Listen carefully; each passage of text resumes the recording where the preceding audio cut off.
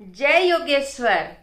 मैं रीना कुमारी सिंह श्रीमद् भगवत गीता के 12वें अध्याय में भगवान के द्वारा वर्णित धर्मामृतम के 36 गुणों में 30वां गुण शीतोष्ण सुख दुखे सुसम के बारे में बताने जा रही हूँ। प्रत्येक व्यक्ति के जीवन में दुख सुख आते ही हैं, पर उसके आने पर मनुष्य की वृत्ति सम रहनी चाहिए। प्रारंभ में सुख पुरस्कार रूप और दुख सजा के समान लगते हैं, परंतु साधक जीवन शुरू होने पर सुख दुख की ओर देखने की दृष्टि बदल जाती है। साधक को लगता है कि दुख हमारी दृढ़ता और निश्चलता को बढ़ाने के लिए आते हैं और सुख बढ़ाने के लिए आते। जितने ही दुख आएंगे उतने ही हमारी दृढ़ता मजबूत होगी। आग में तपने पर सोना शुद्ध होकर चमकता है, उसमें निखार आता है। इस प्रकार दुख में तपने पर मैं पक्का पवित्र और मजबूत बनूंगा। प्रातः स्मरणीय कुंती माता कहती है कि भगवान मुझे विपत्ति दे। विपत्ति में लड़ने में आनंद आता है। व्यक्ति के चारों ओर घिरे हुए छिछले छोटे तालाब में व्यक्ति नहाता है, जिसमें विशालता गहराई लहर प्रवाह नहीं है। खरे तैराक तो खुले समुद्र के उछलती हुई लहरों में स्नान करता गिरते उछलते तरंगे तीव्र वेग से बहने वाली नदियों में नहाने का आनंद ही निराला है। नदी में गोते मारे कि आगे बढ़ते बढ़ते 100-200 फीट नीचे पहुंच गए। साधक के जीवन में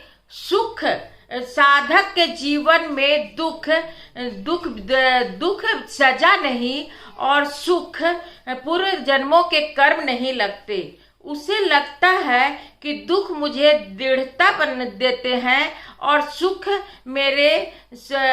मेरे चैतन्य और आनंद उत्साह को बढ़ाते हैं।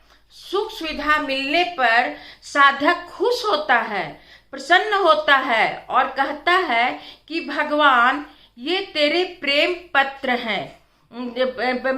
मेरे हाथ से तुम अच्छा काम कराना चाहते हो, मैं तेरे काम को करूँगा। सुख सुविधा मिलने पर मानव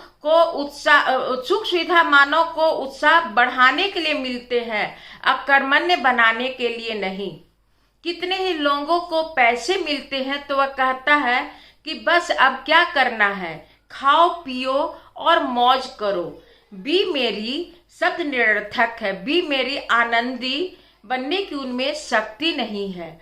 सुख अकर्मण्य लोगों को आलसी और भोगी बनाता है, परंतु साधक के जीवन में उत्साह चैतन्य और भाव लाता है। जिसके जीवन में ये तीनों आते हैं वे अध्यात्म में एक कदम आगे बढ़े हैं, यह समझना चाहिए। समुद्र की उछलती गिरती तूफानी तरंगों में कूदने वाला ही सच्चा युवान है। युवान का अर्थ 10-20 वर्ष के व्यक्ति नहीं है। शारीरिक जवानी और जीवन की जवानी दो भिन्न बातें हैं।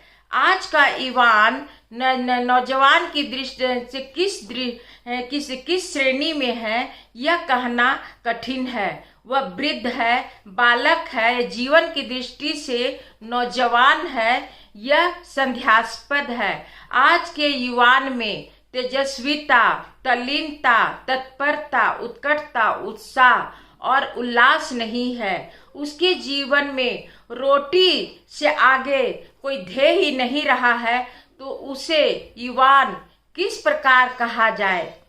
आदमी बूढ़ा या बच्चा, बूढ़ा या जवान उम्र से नहीं होता, विचार से होते हैं।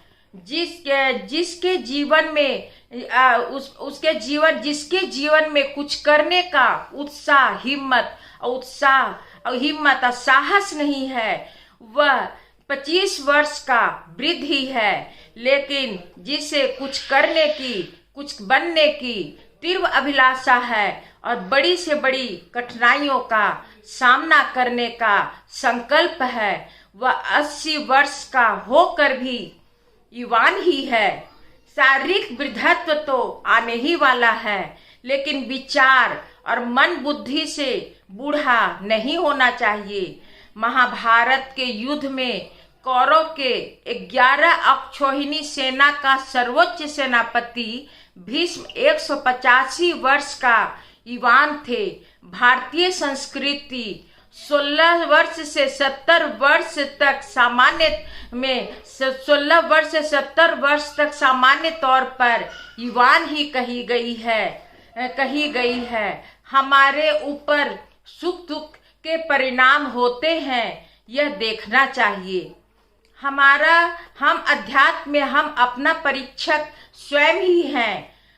भगवान दुख सुख में हम कैसा दृष्टि रखते हैं, यह परीक्षा देखते हैं कि इससे उनको पता चलता है कि भगवान के प्रति हमारा विचार कैसा है। जो भगवान को रुच जाते हैं, वह सुख दुख को पानी की काई की तरह अलग करके अपने जीवन को विकास की ओर ले जाते हैं। कोई पुराने जमाने में लोग किसी व्यक्ति का पेमेंट, वेतन निश्चित करके उसे नौकरी में नियुक्त करते थे, फिर अपने विश्वस्त मित्र को भेजकर उसे वेतन की अपेक्षा अधिक देने का प्रलोभन दिखाते थे। इस प्रकार उस व्यक्ति की दृढ़ता का परीक्षा लिया जाता था। इसी प्रकार भगवान हमें सुंदर पत्नी, वेतन, वित्त और सुख दुख देकर हमारी परीक्षा लेते हैं। जब हम उनके अध्यात्म के सभी परीक्षा में, भगवान के सभी परीक्षा में पास होते हैं, तो भक्त भगवान के साथ शादी करते हैं। धन्यवाद। यदि यह धारावाहिक एपिसोड अच्छी लगी हो तो लाइक और सब्सक्राइब अवश्य कीजिएगा।